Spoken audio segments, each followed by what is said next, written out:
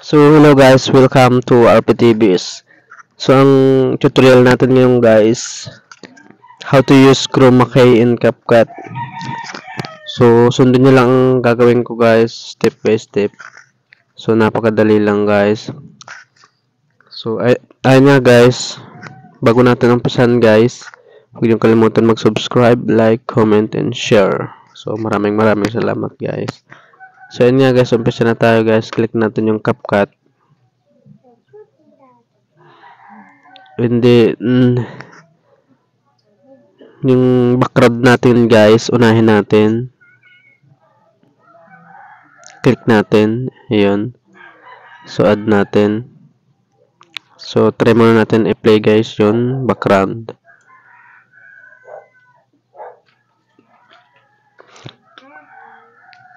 So, ayun yung background niya guys. So,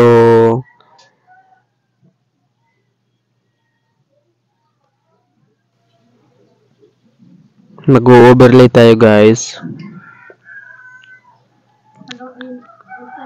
ng ating guys, isang clip na green screen. So, click natin yung overlay. Add overlay. And then, ito yung pipiliin ko na green screen. Ayan. Click lang natin. And then, add. So, i-position lang natin siya, guys. Zoom in natin siya. Ayan. And then, sunod, hanapin natin yung remove BG. And then, chroma key. Ito yung chroma key, guys. Click natin. Ayan. And then, galawin natin tong bilog. Ayan. And then, adjust pa natin yung intensity. Ayan. Para magklaro, guys. And then, shadow konti. Konti lang. Mga 18. Ayan, sa intensity. Mga 35. Okay na yan, guys. So, check na natin. So, ayun nga, guys. Try natin i-play.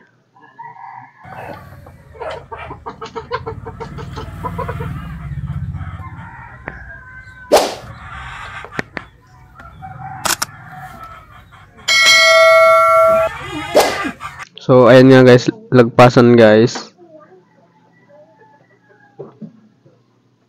So, delete natin yan.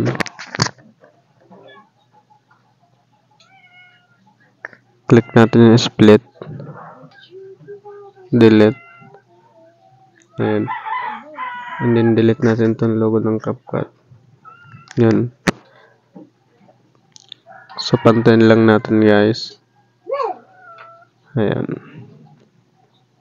So, try natin ulit i-play.